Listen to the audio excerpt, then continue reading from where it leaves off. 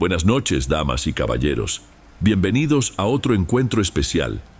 Antes de comenzar, quiero saber quiénes me acompañan hoy. Comenten desde dónde están viendo y qué hora es por allá. Bueno, vayamos con el primer relato.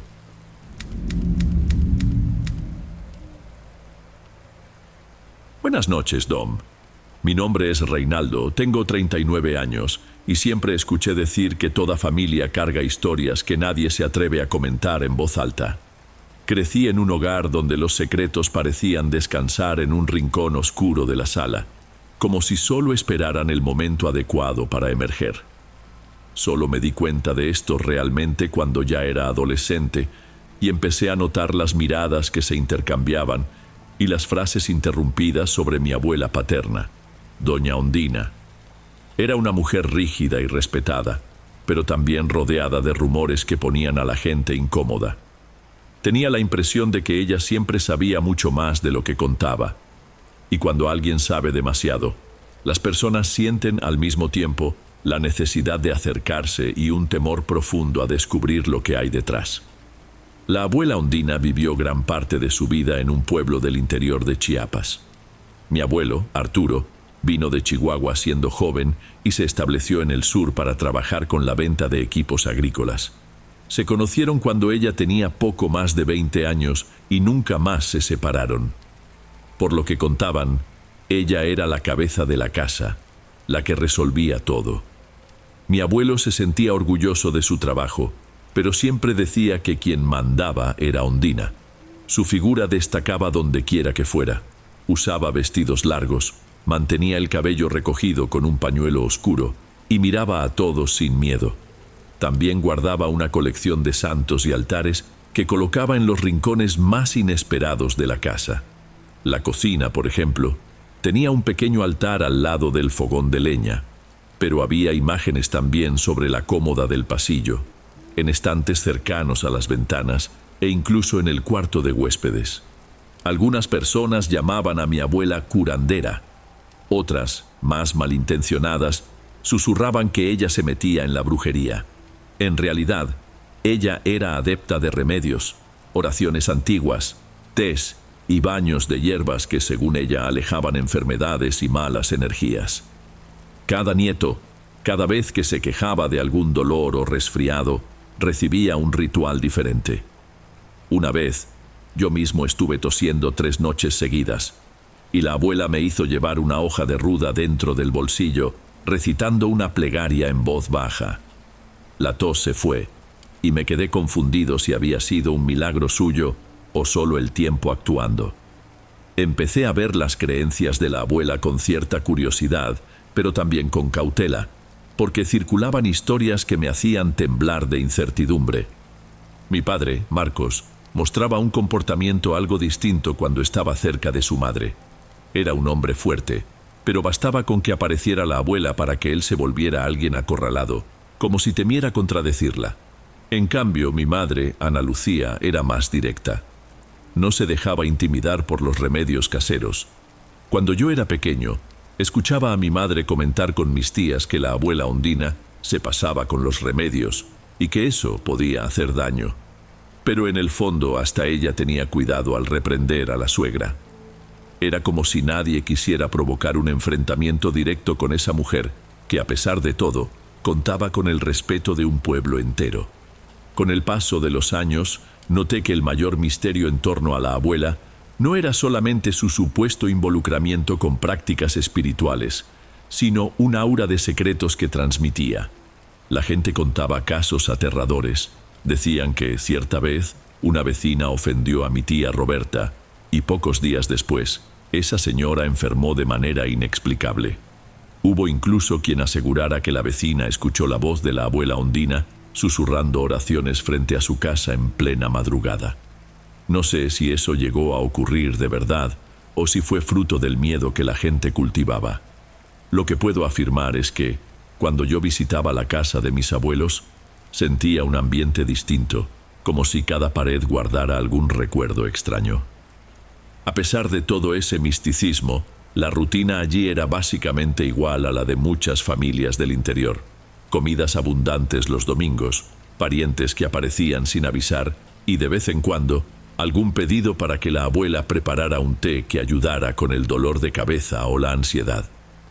Cuando le preguntaban por qué tenía tantas imágenes de santos exóticos, algunos que nadie conocía bien, ella sonreía y cambiaba de tema. Mi abuelo Arturo decía que desde que se casaron, ella había sido así. Prefería sus propias oraciones antes que cualquier misa de iglesia, aunque participaba en las celebraciones para mantener las apariencias. El tiempo pasó y la edad avanzó para todos. Cuando la abuela cumplió 74 años, empezó a tener problemas de salud. Se quejaba de dolores en el cuerpo, de mareos y hasta de una sensación de falta de aire que le impedía cocinar como antes. Pero, en lugar de buscar médicos, insistía en sus preparados caseros. Empezó a cultivar aún más hierbas en el patio. Cuando mi padre le sugería hacerse análisis de sangre, ella ponía los ojos en blanco y se encerraba en el cuarto a rezar. Hasta que, en cierto momento, su estado empeoró mucho. Recuerdo un viaje apresurado que hice con mi padre para visitarla. Llegamos y encontramos a la abuela pálida, apoyada en un sillón junto al fogón de leña, sosteniendo un vaso de té que desprendía un olor amargo. No parecía tener miedo de morir. Estaba, sí, irritada por creer que todavía no era el momento de irse. Decía que tenía un gran trabajo que aún no había terminado, pero no revelaba de qué se trataba. Algunas noches, mi madre me dijo que, mientras todos dormían, la abuela encendía velas y pasaba un rato cantando en voz baja. Hubo una madrugada en la que papá la encontró en el patio, removiendo la tierra alrededor de las hierbas, como si buscara alguna raíz rara. Los días transcurrieron en esa extraña rutina, y sabíamos que ella cada vez estaba más débil. Mi madre comentó que, quizá, la abuela temía la forma en que la sepultarían, o que su cuerpo quedara encerrado en un ataúd para siempre. En ese momento me pareció una charla tétrica, pero luego todo tuvo sentido. Un martes por la mañana recibí la noticia de que la abuela había fallecido, en casa, acostada en su propia cama. Dijeron que se fue sosteniendo un rosario que su bisabuela había traído de la región sureste del país hacía muchas décadas. Me sentí muy afectado, porque a pesar de todo el ambiente pesado que la rodeaba, la abuela Ondina me trataba con cierto cariño que no veía en otras personas. No era afectuosa en el sentido tradicional, pero me aconsejaba de una manera que me hacía sentir protegido. Mi padre estaba desolado. Tenía sus diferencias con ella, pero seguía muy apegado a su madre. Organizamos el velorio en la propia casa, como era costumbre en muchos pueblos del interior. Colocaron el ataúd en la sala y las velas fueron dispuestas alrededor de las imágenes de santos que estaban ahí. Aún recuerdo el olor de flores marchitas mezclado con el humo de las velas. Los parientes que vivían en otros estados, como Jalisco y Nuevo León, vinieron para despedirse. Los vecinos trajeron comida y ayudaron con las sillas, pues había mucha gente para dar el último adiós a la abuela Ondina. Al caer la tarde, el tiempo empezó a cambiar. Las nubes se cerraron y cayó una lluvia fuerte. El viento hizo temblar la casa y tuvimos que cerrar las ventanas a toda prisa. Quienes llegaban al velorio se refugiaban donde podían y muchos se apretaron en los rincones de la sala. El ambiente se volvió aún más tenso cuando un trueno potente cortó la energía de la región, dejando todo a oscuras. Alguien gritó para que buscaran linternas y lámparas, pero en la emergencia solo teníamos las velas de la abuela y algunas de reserva. Me senté cerca del ataúd. Intentaba ayudar a mi padre a mantenerse tranquilo. Él estaba sentado en una silla de madera, con la mirada clavada en el rostro inmóvil de mi abuela. Dijo que no soportaría ver la tapa del ataúd cerrarse, que eso confirmaría que ella se había ido. En ese momento noté algo que me erizó la piel, la única vela que la abuela había pedido no apagar por nada del mundo, un cirio colocado en una esquina específica de la sala, se apagó con una ráfaga repentina de viento. Fue como si una corriente de aire helado atravesara la casa. Todo quedó en una penumbra casi total, porque las otras velas también se apagaron. Solo una linterna improvisada de un tío iluminaba el pasillo. Junto con el viento escuché un sonido de metal arrastrándose, algo parecido a cadenas contra el piso. Venía de la calle o de algún lugar muy cerca de la ventana. También oí el sonido de cascos, como si un caballo pasara por la banqueta, pero de manera lenta, acompasada. Parecía imposible que un caballo anduviera allí en medio de la lluvia intensa, y menos aún arrastrando cadenas. Los pocos vecinos que estaban en la terraza dijeron que vieron una silueta oscura, pero no supieron describir bien lo que era. En menos de 2 minutos, el ruido cesó, el viento paró, y de repente, la energía volvió. Todo fue muy rápido, pero la sensación de extrañeza se quedó. Lo primero que hizo mi abuelo Arturo fue cerrar el ataúd, diciendo que no soportaba más ver a doña Ondina de esa manera. Algunos familiares insistieron en dejarlo abierto hasta la hora del entierro, pero mi abuelo fue categórico. Ya le dimos nuestro último adiós. Basta de ver esta escena que me rompe el corazón. Mi madre, Ana Lucía, se mostró perturbada. Parecía querer decir algo, pero se calló en cuanto mi abuelo pidió que todos tomaran un descanso. Yo quería entender lo que sucedía, pero también me sentía exhausto y confuso con toda aquella escena. Alrededor de la 1 de la madrugada, la mayoría de los vecinos se fue, y solo quedaron los parientes más cercanos. Al día siguiente acompañamos el cortejo hasta el cementerio y nos despedimos definitivamente. Fue una ceremonia sencilla, sin grandes discursos, e hicimos lo posible para honrar la voluntad de la abuela, aunque nadie supiera con certeza lo que ella habría preferido. Después de eso, intenté retomar mi vida poco a poco. Lo que no imaginaba era que ese capítulo aún estaba lejos de terminar. Pasaron algunos años sin que habláramos mucho de la abuela. Mi abuelo también enfermó durante ese periodo, y mi padre empezó a cuidarlo más de cerca. Cuando por fin descubrieron que el abuelo tenía una enfermedad avanzada, la familia se reunió para darle más comodidad. Y fue en ese momento que el pasado resurgió de manera inesperada. Estábamos todos en la casa donde la abuela Ondina vivió toda su vida. Un grupo de tíos y primos que vino incluso desde Baja California Sur para dar apoyo. La casa ya no tenía la misma apariencia de antes. Algunos muebles viejos fueron sustituidos y parte de las imágenes de santos se había guardado en un cuartito. El abuelo Arturo, acostado en una cama improvisada en la sala, pidió que cerráramos la puerta y nos sentáramos a su alrededor. Su voz estaba débil, pero había firmeza en su mirada. «Ustedes necesitan saber lo que pasó en el velorio de Ondina», dijo. «Nunca tuve valor para contarlo porque ella no quería, pero creo que llegó la hora». Nos quedamos en silencio esperando. Mi padre se acercó, respiró hondo y continuó el relato del abuelo, como si ya supiera todo. Cuando se apagó la luz y ese viento fuerte entró en la sala, el ataúd se volcó de lado. Todos se distrajeron buscando linternas, solo que mi padre señaló al abuelo, y yo vimos algo que nadie más notó. El cuerpo de la abuela no estaba ahí, simplemente desapareció. No había señal de ella en el suelo, ni en las cobijas, ni en ningún sitio cercano. Contó que al principio creyó que estaba alucinando. Miró al abuelo para comprobarlo, y el abuelo le hizo un gesto para que guardara silencio. Se agacharon. Intentaron ver si el cuerpo se había deslizado a algún rincón, pero no había nada. Tomaron la sábana que estaba encima y la sacudieron. Ni rastro de la abuela. «Yo no sabía qué hacer», continuó mi padre. Entonces el abuelo Arturo decidió cerrar el ataúd.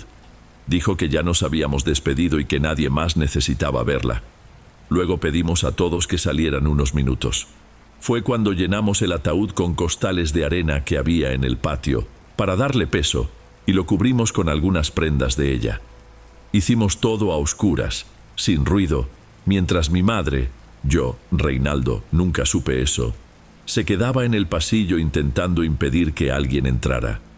Lo hicimos porque la abuela siempre decía que no se sometería a un entierro si no era el momento adecuado. Y, por algún motivo, sentí que ella no quería estar en ese ataúd. Mi abuelo asintió, confirmando cada palabra. Luego hizo una pausa y completó: justo después del entierro, empecé a tener visiones o algo parecido. Veía a Ondina andando por la casa, como si nada hubiera pasado. Al principio creí que era mi imaginación, pero hasta Ana Lucía llegó a comentarme que sintió olor a té recién hecho en la cocina, sin que nadie preparara nada. Ella también la vio sentada cerca del fogón, con su pañuelo en la cabeza. En ese momento, un silencio envolvió la sala. Algunos parientes no creían, diciendo que todo sonaba absurdo, pero mi padre y el abuelo estaban tan convencidos que sentí una punzada de miedo y, a la vez, una extraña certeza de que decían la verdad. Guardé este secreto porque ella, Ondina, me pedía que no dejara que ustedes lo supieran, confesó el abuelo, con los ojos llorosos. No quería que la trataran como a una muerta, y decía que todavía tenía asuntos pendientes en este mundo. Luego, cuando empecé a enfermar, entendí que el momento de hablar llegaría. No aguanto más llevar esto solo. La noticia cayó como una bomba. 2 de mis tíos empezaron a discutir y exigieron explicaciones más claras. Una tía se levantó y salió de la casa, maldiciendo al abuelo y a mi padre por inventar semejante historia. Otro tío sugirió que pidiéramos la exhumación del cuerpo para verificar, pero eso solo generó más gritos. Mi abuelo levantó las manos, pidiendo calma, y dijo que estaban libres de hacer lo que quisieran, pero que ya no le correspondía a él resolver nada. Creía que la abuela realmente había logrado lo que llamaba vida continua, una existencia más allá de la explicación médica o religiosa, y que el destino de su cuerpo físico no importaba mucho. Las tensiones familiares empeoraron tras la muerte del abuelo, unos 6 meses después. Herencia, disputas por el terreno, papeles del testamento. Todo se convirtió en una batalla que dividió a hermanos y primos. La casa de la abuela, donde el abuelo también pasó sus últimos días, permaneció cerrada durante bastante tiempo. Para evitar pérdidas financieras, algunos decidieron alquilar la propiedad temporalmente, pero los inquilinos no soportaban quedarse allí.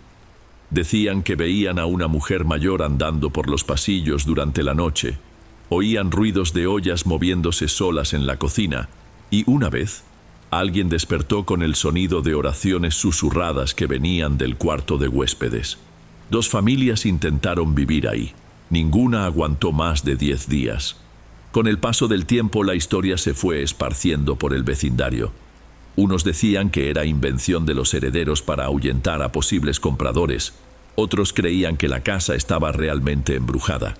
Hubo quienes intentaron grabar audios durante la madrugada, pero nunca obtuvieron pruebas concluyentes. Mi madre, que siempre fue la más escéptica de la familia, volvió allí en algunos momentos para ver si encontraba algo fuera de lo normal. Contó que una tarde se sentó en la sala y escuchó, a lo lejos, un crujido de madera. Siguió el sonido hasta la cocina y, al llegar, vio una taza de café llena, recién hecho, sobre la mesa. Dijo que no tuvo valor de tocarla. En lugar de eso, salió corriendo, llamó a mi padre y volvieron a cerrar la casa. Hasta hoy las disputas legales en torno a la casa continúan. Algunos parientes desistieron de pelear. Otros insisten en venderla. Pero hay trabas legales por culpa de los documentos que dejó el abuelo Arturo, incompletos. No se sabe si algún día podremos, en realidad, resolver ese asunto. Y en verdad, ni siquiera existe garantía de que, si la vendemos, el comprador consiga vivir allí mucho tiempo. En cuanto a mí, intento mantener distancia. De vez en cuando me veo obligado a encargarme de algún tema burocrático, pero no tengo ganas de pasar la noche en ese lugar. A veces pienso que, si la abuela Ondina creía que no era el momento de marcharse, quizá de verdad siga vagando por esos cuartos, revisitando cada rincón en el que cultivó sus hierbas y esparció sus oraciones. Cuando alguien me pregunta si creo que el cuerpo de ella simplemente desapareció del ataúd, dudo antes de responder. Una parte de mí quiere encontrar una explicación lógica, como si todo fuera un error de percepción o un delirio provocado por la tensión del velorio y la falta de luz. Pero otra parte, tal vez la que creció observando a la abuela usar hojas de ruda, y rezar a santos olvidados, cree que existe algo más allá de lo que alcanzamos a ver y medir.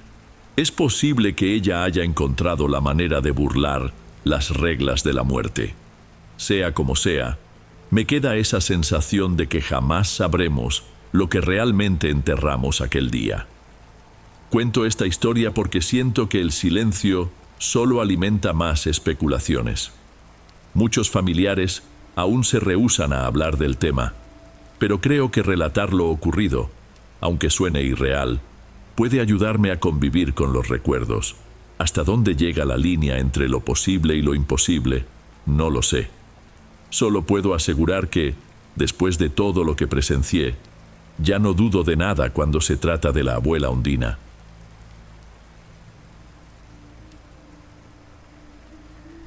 Antes de pasar al siguiente relato, asegúrate de estar suscrito al canal y de haber activado la campanita para recibir las próximas historias. Aprecio mucho tu compañía y tu apoyo hace toda la diferencia. Bueno, sigamos.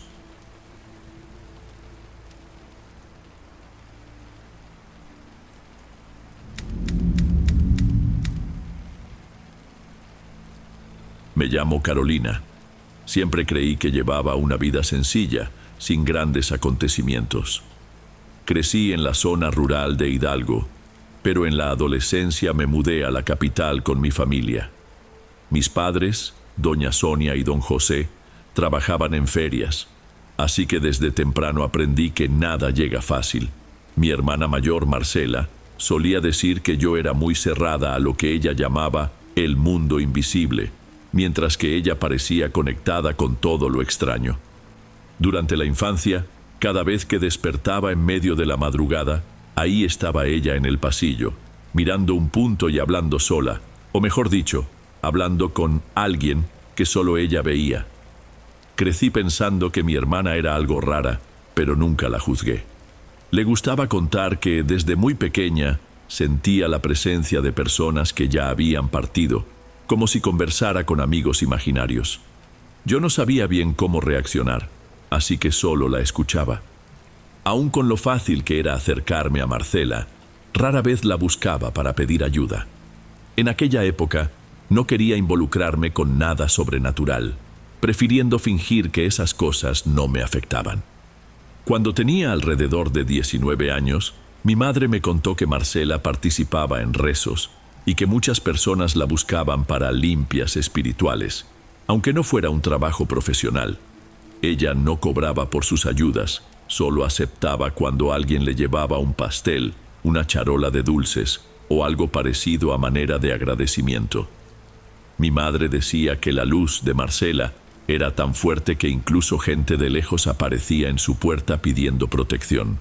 Confieso que en aquel entonces me parecía intrigante, pero prefería mantenerme al margen de ese tema.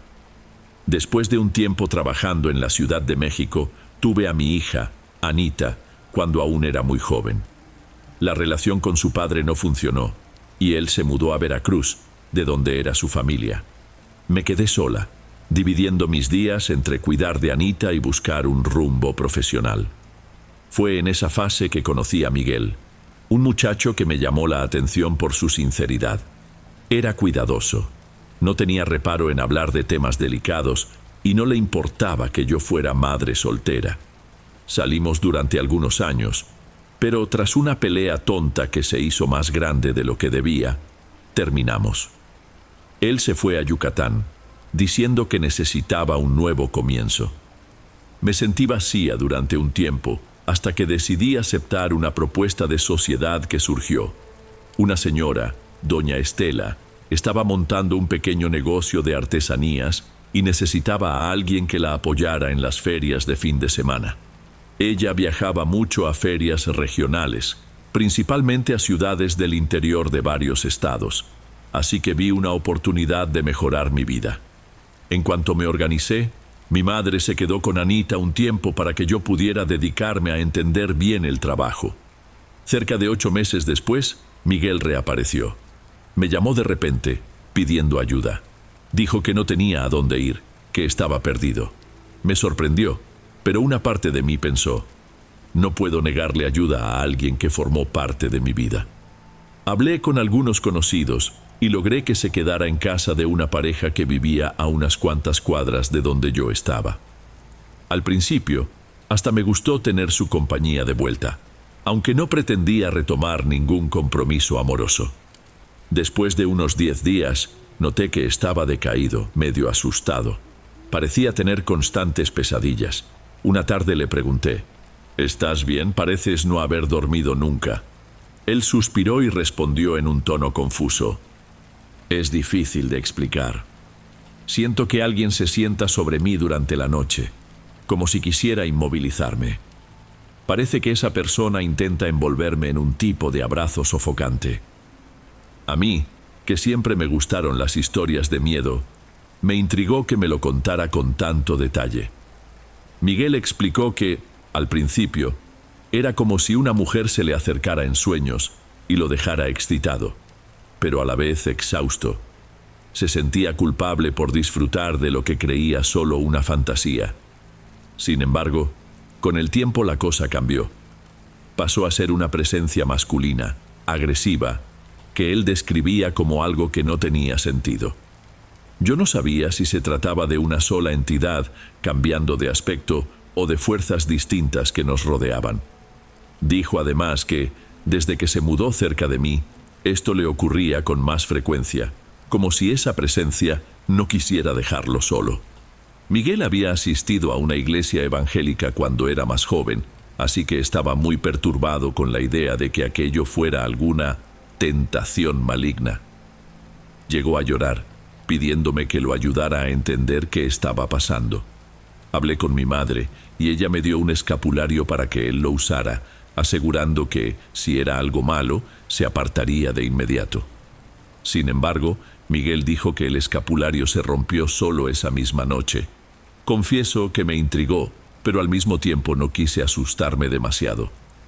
Llegamos a pensar en regresar temporalmente a la casa de mis padres, pero yo dependía del trabajo con doña Estela, y Miguel aún buscaba estabilizarse profesionalmente. Decidimos esperar un poco más.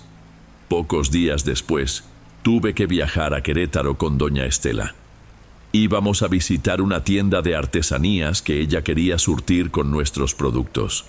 Invité a Miguel a acompañarnos, ya que él tampoco estaba trabajando.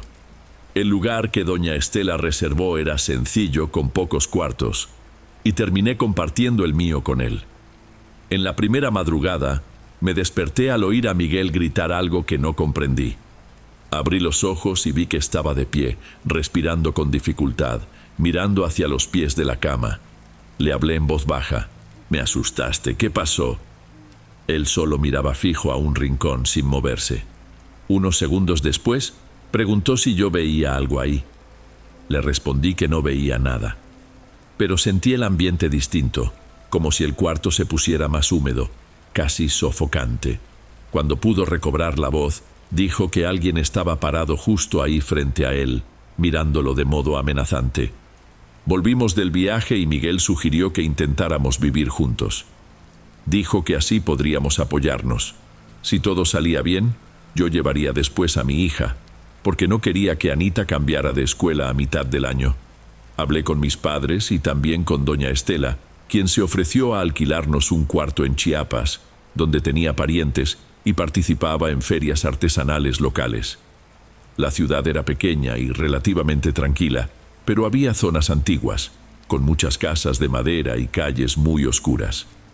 En cuanto llegamos, Miguel consiguió trabajo en un mercado, pero el horario era complicado. Comenzaba al anochecer y terminaba de madrugada. Como no teníamos coche, yo solía reunirme con él al final de su turno para regresar juntos. En la primera semana noté algo extraño. Cada vez que llegaba, él decía que oía susurros en el patio. Yo no le daba mucha importancia, pero cierto día fui a buscarlo como a la 1 de la mañana y vimos una figura a lo lejos. Parecía una señora muy delgada con ropa oscura casi rozando el suelo.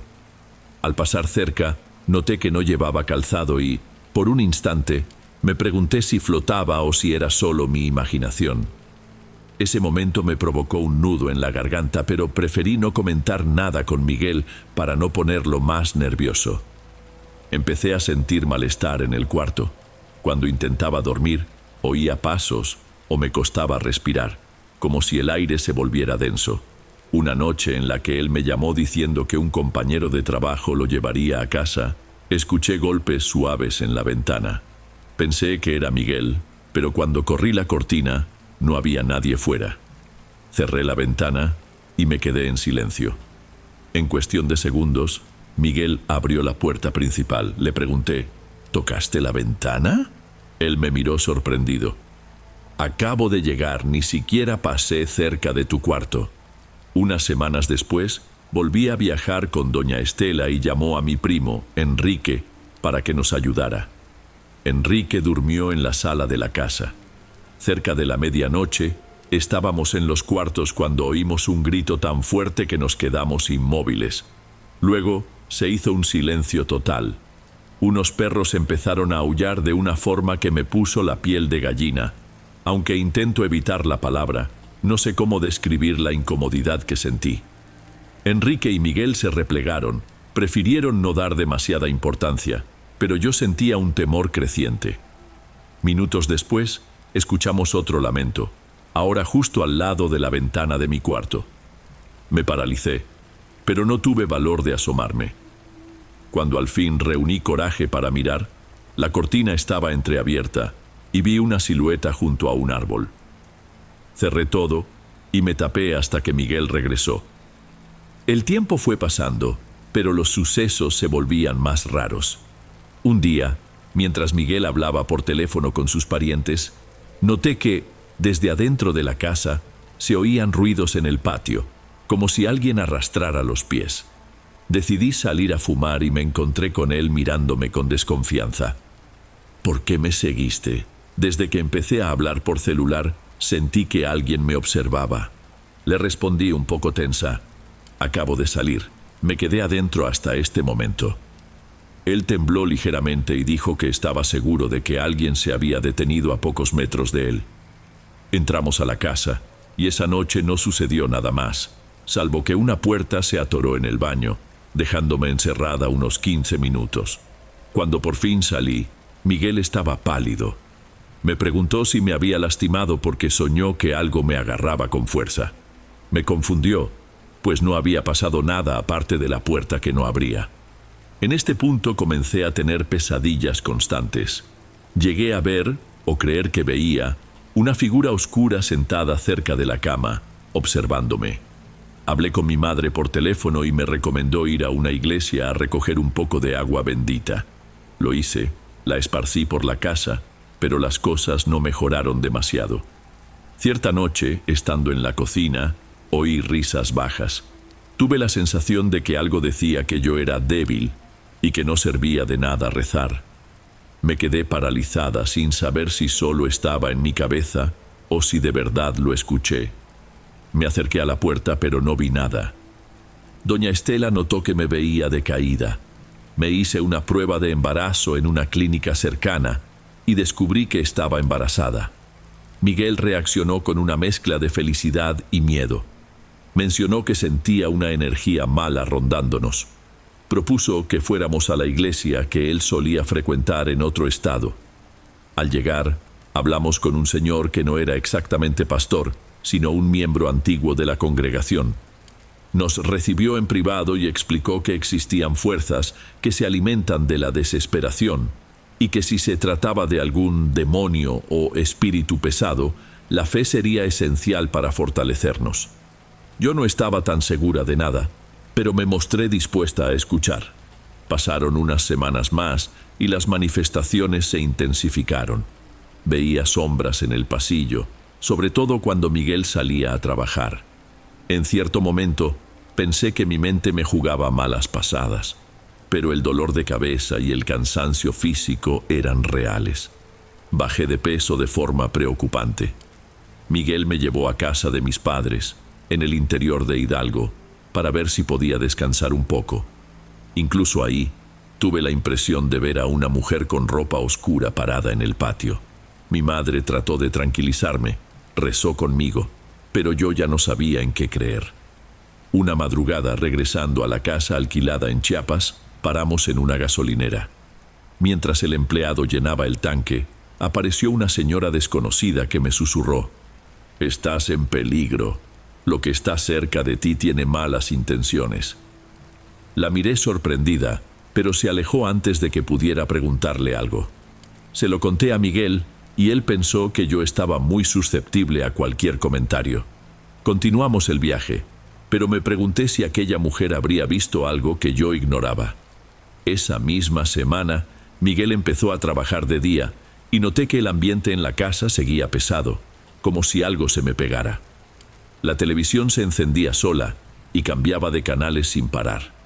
Cada vez que trataba de apagarla sentía escalofríos. Una vez, en el baño, sentí que una mano me jalaba del cabello. Miré en el espejo y no había nadie. Se me cayó el jabón y salí casi tropezando. Le conté a Miguel, pero él me miraba con una mezcla de miedo y lástima, sin saber cómo reaccionar. Yo tampoco estaba segura de que era real o no. Poco a poco, empecé a ver una silueta femenina cada noche, siempre ocultando el rostro tras un cabello lacio. Se quedaba en un rincón del cuarto, quieta.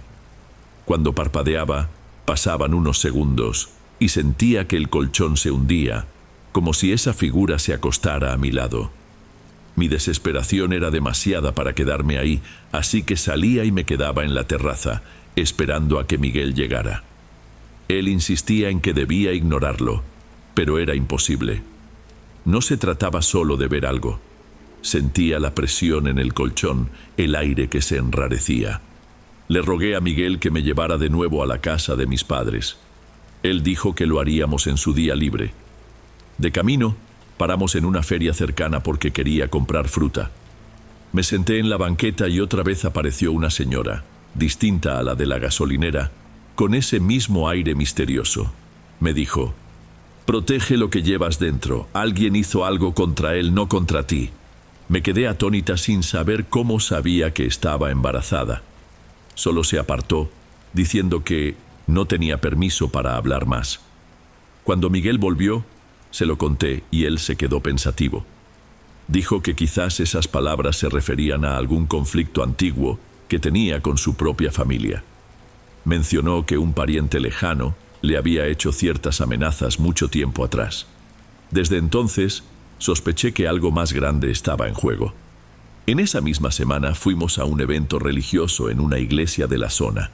Un señor se acercó y dijo que sentía el deseo de orar por mí.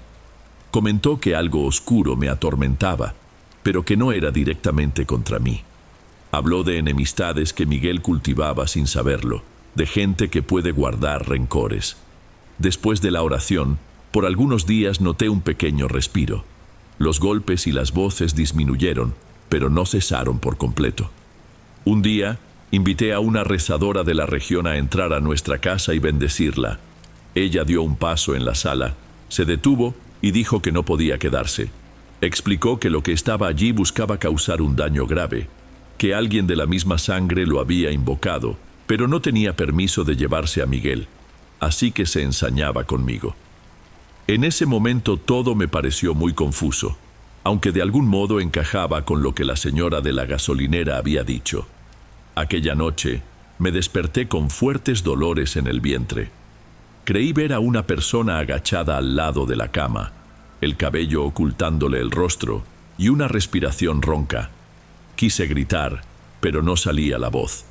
Miguel despertó al verme tan asustada y me encontró sentada frotándome el vientre, sin poder explicarle del todo lo que había visto. Terminamos en urgencias en la ciudad más cercana, y allí me informaron que corría el riesgo de perder al bebé. Estuve internada 2 días, con un miedo terrible de dormir y volver a sentir esa cosa. Cuando me dieron de alta, mi madre me llevó a su casa, insistiendo en que estaría más protegida. Llamé a mi hermana Marcela para pedir ayuda. Fue cuando ella reveló que había visto una presencia en casa de nuestros padres que apareció en el espejo mientras se arreglaba. Una mujer pálida, con una sonrisa rara, preguntándole qué significaba ella para mí. Marcela dijo que respondió que me protegería y la aparición se rió. Luego todo se oscureció. Según mi hermana, aquello era obra de brujería, algún tipo de pacto hecho contra Miguel, pero que, al no poder atraparlo a él, me atacaba a mí. Ella encendió velas y rezó, pero advirtió que sin la determinación de Miguel de enfrentar ese problema, no tendría fin. Poco más de 2 meses después, perdí al bebé. Fue un golpe enorme. Me hicieron exámenes y dijeron que pudo haber sido el estrés, problemas de salud o simple fatalidad. No sé explicarlo, pero siento que fue consecuencia de todo lo que vivimos. Después de eso, las manifestaciones disminuyeron bastante conmigo, aunque, según cuenta Miguel, él sigue teniendo pesadillas casi todas las noches. Quienes viven cerca de él relatan que escuchan pasos en la casa cuando está vacía. Desde entonces, me alejé de cualquier tema sobrenatural. Cuando hablo de ello, siento un gran malestar. Si me preguntan si todo fue producto de mi imaginación, no sé qué contestar. Solo digo que fue demasiado real para ignorarlo y espero que nunca vuelva a repetirse.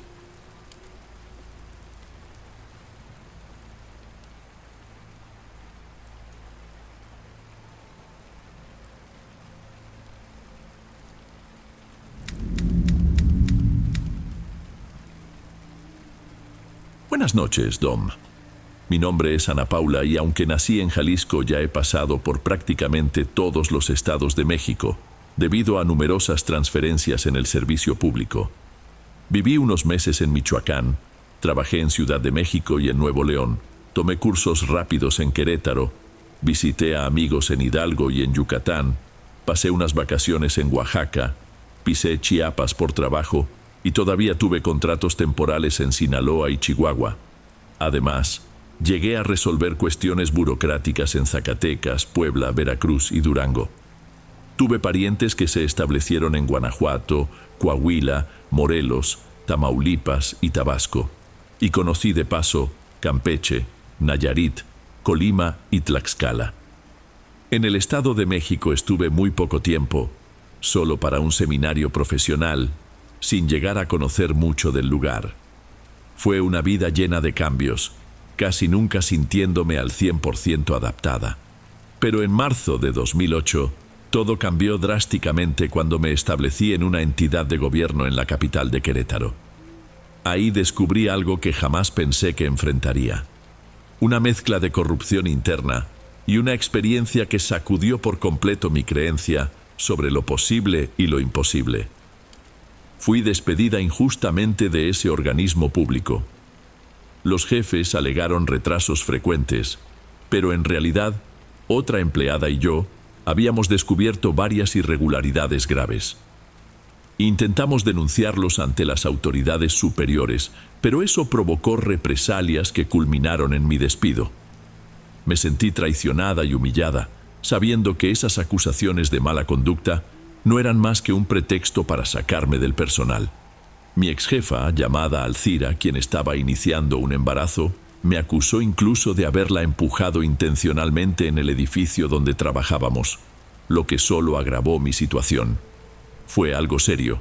Llegué a presentar una denuncia y hubo una investigación preliminar, pero nada avanzó por falta de pruebas contundentes, ni siquiera exigieron un peritaje médico legal. No tuve más remedio que acudir a la Comisión de Derechos Humanos y al Tribunal Laboral, esperando que algún juez viera la verdad.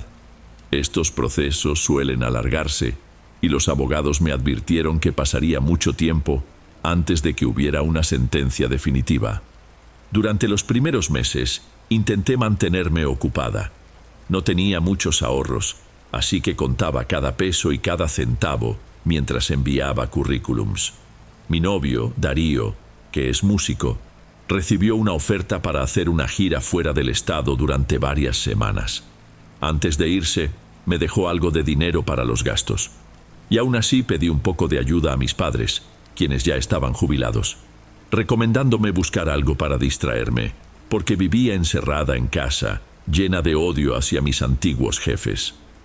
Fue en ese momento que encontré una casa de cultura en el centro de la ciudad, situada en el piso superior de un mercado municipal bastante tradicional. Ahí ofrecían talleres gratuitos de técnicas artesanales. Terminé eligiendo uno de papel hecho a mano, porque me pareció algo diferente y a la vez relajante. La Casa de Cultura tenía un aire histórico, techos altos, ventanas de madera maciza, puertas pesadas y pasillos a los que apenas entraba la luz del día. Durante las clases, a veces oía el murmullo de los puestos en la planta baja, lo cual me resultaba acogedor. Era un lugar que me transmitía calma, a pesar de estar justo sobre un mercado popular. Comencé las clases en agosto, pero fue hasta noviembre que las cosas tomaron un rumbo aterrador. A principios de ese mes, mi abogada, la doctora Marina, llamó para pedirme que reuniera pruebas y testigos para una audiencia importante ante la Comisión de Derechos Humanos. Yo estaba con la cabeza a mil, temiendo que mis antiguos superiores tramaran algo para desequilibrarme. Al mismo tiempo, Darío partió a su gira. Somos muy unidos, pero como él viaja mucho, ya estaba acostumbrada a periodos de distancia. Aún así, en esa ocasión, me alteraba pensar que tendría que enfrentar todo sola. 2 días después de que Darío se fue, acudí al taller de papel y noté que había olvidado las capas de cebolla que usaríamos como materia prima. Bajé al mercado para comprarlas y vi a un hombre de aspecto muy descuidado, revolviendo restos de comida a unos pasos de mí. Parecía joven, pero estaba tan sucio y desaliñado que era difícil verle el rostro. Tomé un pasillo lateral para atajar y me sobresalté al encontrarlo de nuevo en la salida opuesta, como si hubiera llegado allí en un abrir y cerrar de ojos. Era inconfundible. El cabello enmarañado, la falta de calzado y las uñas larguísimas lo hacían destacar. Parecía observar mis movimientos, pero fingí indiferencia y seguí mi camino. En el salón, nadie notó mi inquietud. Necesitaba concentrarme en el curso y también en reorganizar los documentos que la doctora Marina había solicitado. Fue entonces cuando recibí otra llamada, diciendo que Alcira, mi exjefa, ahora me acusaba de haber intentado perjudicar su embarazo mientras trabajábamos juntas. Sentí tanta rabia que, al llegar a casa, solo podía pensar en el odio que le tenía a esa mujer por acusarme de algo tan ruin. Me quedé dormida, pero tras pocas horas desperté sin saber por qué.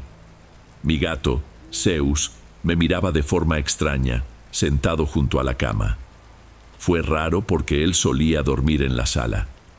Traté de sacudirme ese malestar, pero no logré descansar bien el resto de la noche. Pasaron algunos días y tuve la impresión de ver a ese hombre en situación de calle otra vez en distintos puntos del mercado. Empecé a evitar los pasillos solitarios, aunque en el fondo creía que quizá era solo otra señal de mi estrés. Sin embargo, mis noches comenzaron a verse perturbadas por sueños extraños, de los que despertaba con una angustia creciente, siempre con Zeus cerca de mí, como si también estuviera preocupado. Hacia la segunda semana de noviembre, la doctora Marina llamó diciendo que todo iba dentro de lo previsto y que solo tenía que esperar los trámites oficiales. Aún así, no tuve descanso. Empecé a tener pesadillas intensas, aunque la mayoría de las veces no recordaba bien qué pasaba. Una noche, soñé que estaba en la Casa de Cultura y la maestra de papel, Marilena, me pedía que fuera a buscar un material a un cuarto al final del pasillo. Mientras caminaba, vi a aquel mismo hombre sentado en una esquina, comiendo algo. Al pasar junto a él, me llamó por mi nombre y me pidió que lo acompañara a otro lugar, porque tenía algo urgente que contarme. En el sueño, lo seguía con un miedo creciente, temiendo que fuera algo relacionado con mi familia o con Darío. Él entonces se ponía agresivo y empezaba a decir que mi vida estaba a punto de desmoronarse por completo y que terminaría sola de cualquier forma. Desperté con el corazón acelerado y con dolor en el rostro. Tengo 2 piercings, uno en la ceja y otro en la nariz, que suelo quitarme cuando trabajo. Parecía como si alguien los hubiera jalado, porque me ardía la piel. Desde ese día, Darío prácticamente desapareció. Su celular siempre se iba al buzón de voz y mis mensajes no recibían respuesta. ¿Será que no tiene señal o simplemente está muy ocupado?, pensé, intentando no entrar en pánico. En ese escenario mi ansiedad se disparó. Traté de llamar a amigos de varios rincones del país, una colega que se mudó a Tamaulipas, otra que vivía en Querétaro, algunos conocidos en Nuevo León. Nadie parecía disponible. Mis padres, que estaban jubilados en Morelos, viajaron de última hora para resolver una herencia familiar. Me quedé completamente sola en el departamento, y mi gato no se veía tan tranquilo como antes. De pronto cada ruido se convertía en señal de algo siniestro. Un fin de semana, caminé sin rumbo por la ciudad, tratando de sacudirme esa sensación de derrota. Paré en un café por no más de 15 minutos, pero la inquietud no me dejaba quedarme. Me sentía incapaz de encontrar paz, como si algo realmente me aislara. Las siguientes noches, Zeus me despertaba insistentemente, y cada vez que abría los ojos, sentía la certeza de que alguien había estado cerca. Era como si viviera en un estado de hipervigilancia. Cierto día, en el taller de papel, Marilena comentó que, por ser fin de año, no habría nuevos cursos y que pronto las clases terminarían. Yo me aferraba a ese horario como a una tabla de salvación, pues estar en la Casa de Cultura me distraía de la situación en casa. Ese mismo día, traté de llamar varias veces a Darío sin éxito. Cuando tomé el celular para ver la hora, descubrí que él había intentado llamarme 4 veces. Le devolví la llamada de inmediato, pero solo entró el buzón de voz. Eso me enfureció, sobre todo porque mi estado emocional ya era precario. Al cruzar el pasillo del mercado, recordé la imagen de aquel hombre que parecía seguirme. Fue como si hablara conmigo misma, retando a algo invisible. Si ese es tu juego, ven por mí, no me voy a rendir. Llegué a casa y encendí la televisión para tratar de ver cualquier programa que me distrajera. Preparé café y puse comida para Zeus. Dejé el teléfono con el volumen alto, en caso de que Darío volviera a llamar. El tiempo pasó y nada de él. Era la primera vez que pasábamos tanto tiempo sin contacto. Empezaron a surgir pensamientos oscuros. ¿Estaría con otra persona? ¿Le habría ocurrido algo malo? ¿O acaso yo me estaba volviendo loca? Para buscar alguna pista, revisé su computadora y entré a sus redes sociales. Nada. Ni una actualización reciente, ningún rastro de actividad. Apagué todo y regresé a la sala. Fue entonces cuando escuché un ruido extraño. Encontré a mi gato en el piso, retorciéndose, como si lo hubieran agredido. Apenas podía moverse. Entré en pánico, y con el poco dinero que me quedaba, más lo que Darío me había dejado, corrí a una clínica veterinaria. El veterinario le aplicó algunos medicamentos y dijo que el gato tenía heridas internas, como si hubiera recibido golpes o patadas fuertes. Tendría que quedarse internado. Tuve que inventar una historia sobre supuestos agresores en la calle, porque no sabía cómo explicar que, en teoría, no había nadie en mi departamento aparte de mí. Cuando volví a casa, sentí una soledad inmensa, pero con la sensación de que en realidad no estaba sola. Era como si algo se divirtiera atormentándome. Me desorienté aún más al intentar llamar a parientes o amigos en otros estados, y de nuevo nadie estaba disponible. Parecía que a ratos mi teléfono funcionaba, pero de repente caía en un vacío, como si hubiera un bloqueo extraño. El tiempo se sentía suspendido. Mis pesadillas empeoraron y empecé a despertar sudando, con dolor en el rostro o sangrando por la nariz. Sin Zeus, que permanecería hospitalizado unos días, me sentía indefensa. Empecé a ir a la Casa de Cultura incluso fuera de mis días de clase, solo para no quedarme encerrada en el departamento. Una tarde, me senté afuera del mercado, cerca de unos puestos que vendían artículos navideños, y simplemente lloré. Casi podía percibir que esa presencia invisible estaba triunfando. En el punto álgido de la desesperación, le pedí a Dios o a cualquier fuerza superior que me ayudara. Fue entonces cuando apareció un perrito extremadamente sucio y flaco, y lamió mi mano. Tenía el pelaje color caramelo y unos ojos dulces, pese a su aspecto de abandono. Saqué de mi bolsa un trozo de galleta y se lo di. La vendedora del puesto cercano dijo que no tenía dueño y que podía llevármelo si quería. Sin pensarlo 2 veces, lo adopté y lo bauticé como Thor. En cuanto llegué con Thor a mi departamento, recibí una llamada de Darío.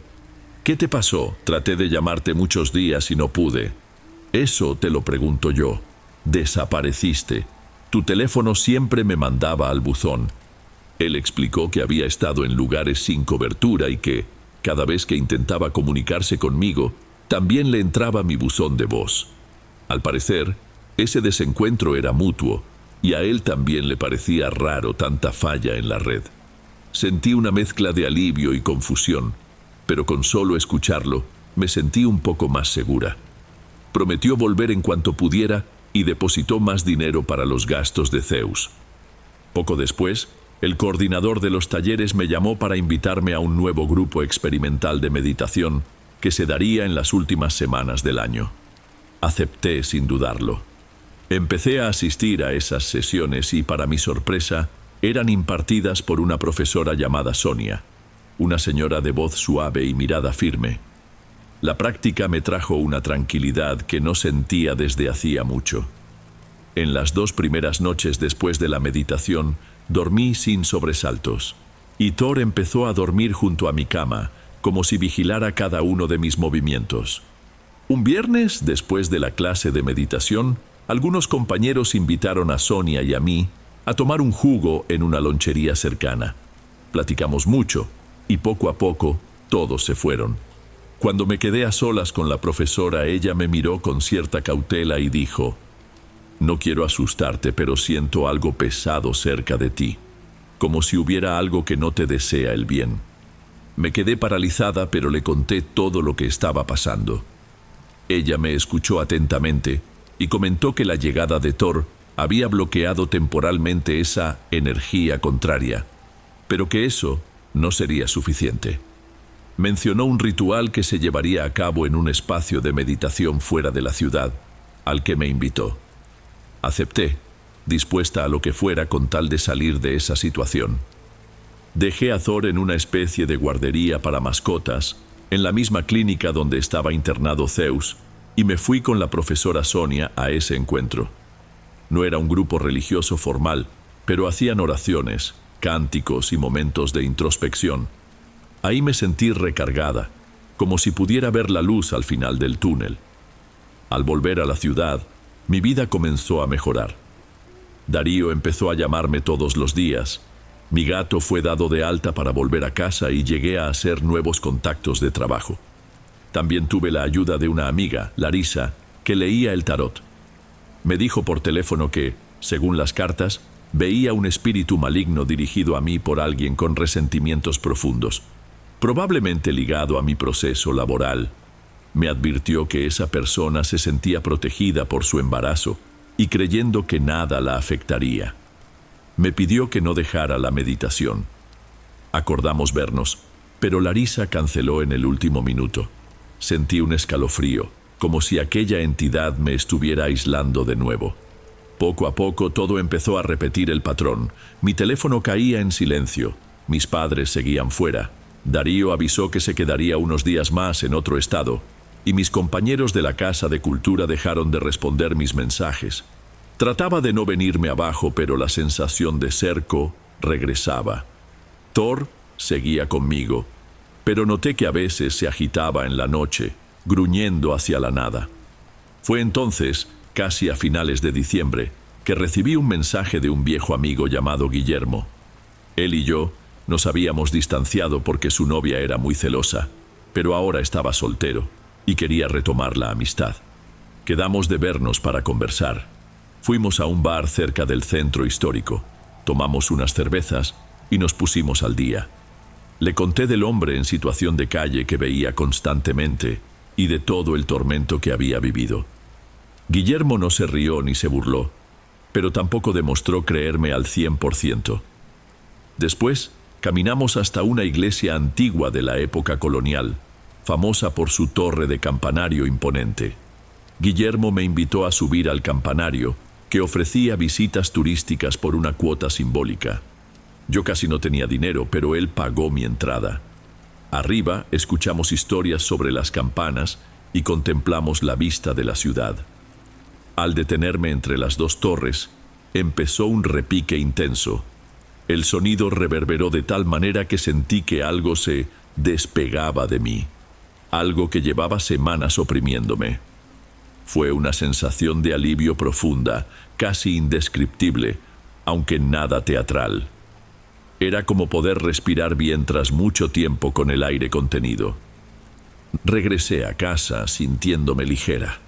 Pocos minutos después, el veterinario llamó para decir que Zeus estaba completamente recuperado. Enseguida, Darío me telefoneó avisando que llegaría por la mañana siguiente porque le habían cancelado un concierto.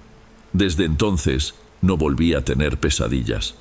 Poco a poco, retomé mis contactos y le avisé a la doctora Marina que seguiría firme en el proceso contra la entidad pública, aunque tardara. La profesora Sonia explicó que ciertos sonidos, como el de las campanas, pueden tener un efecto real en la forma en que percibimos el ambiente, ayudando a disipar energías densas. Me sentí agradecida y al mismo tiempo cautelosa, porque si existe algo más allá de lo que vemos, definitivamente no quiero volver a sufrir por culpa de eso. El caso laboral sigue abierto, pero he logrado algunas victorias parciales. Me llamaron para hacer entrevistas en otras instituciones y también recibí la propuesta de un proyecto independiente en el que pude aplicar mis habilidades administrativas. Darío y yo nos acercamos más, y ahora tenemos 2 mascotas, Zeus y Thor, que se llevan muy bien. Es curioso pensar cómo un simple sonido de campana o la presencia de un perro callejero pueden cambiarlo todo. No sé si el hombre que encontré era simplemente una persona en situación de calle o la manifestación de algo peor. Después de todo lo ocurrido, nunca volví a verlo en ese mercado. Todavía me incomoda recordar aquellos momentos, pero comprendí que la desesperación y la ira pueden volvernos vulnerables. Fue una lección que llevaré conmigo para siempre. No subestimar ni el poder de la injusticia humana, ni las fuerzas que pueden alimentarse de ella.